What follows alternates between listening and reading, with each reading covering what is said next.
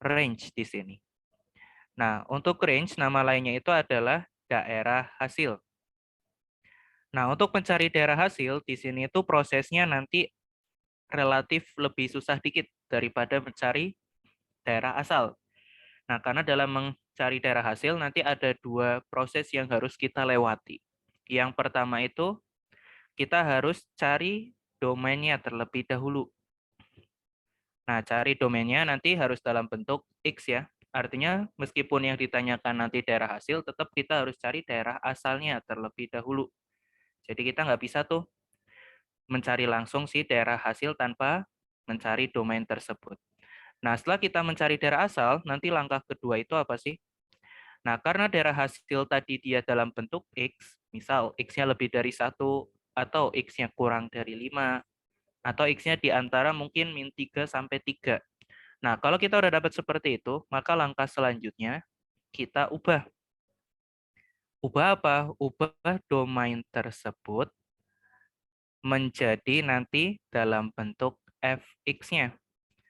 Nah, jadi kita mulai dari domain, kita rubah pelan-pelan menjadi fungsi fx tersebut, tergantung nanti bentuk fx-nya seperti apa. Misalkan ada kuadrat, ya berarti nanti x-nya dikuadratin. Kalau ada akar, kita akarkan. Kalau dikali dengan 2, ya berarti dikali dengan 2 dari domain tersebut. Nah, nanti ketika kita sudah mendapatkan fungsi fx yang kita punya dalam soal, nah maka di situ pertidaksamaan yang kita peroleh di akhir tersebut, dia akan menjadi yang namanya range-nya. Nah, nanti di sini ada juga beberapa kasus khusus kalau misalkan soalnya itu berupa fungsi-fungsi tertentu. Nah, untuk kasus khususnya kalau apa sih? Kasus khusus di sini itu kalau misalkan yang pertama, jika kita punya suatu fungsinya itu berupa konstanta per fungsi yang lain. Dengan konstantanya nggak sama dengan 0.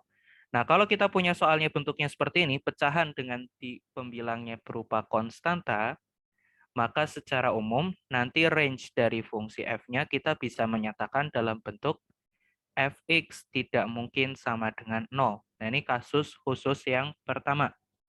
Kenapa bisa seperti ini? Karena kalau misalkan kita punya pecahan dan pembilangnya tidak sama dengan 0, misalkan 2, 3, 4, atau yang lain, maka hasil fungsinya nggak mungkin tuh jadi 0. Karena syarat suatu fungsi menjadi 0, pembilangnya itu harus 0. Sedangkan tadi pembilangnya berupa konstanta tak 0. Itulah kenapa hasilnya nggak mungkin sama dengan 0.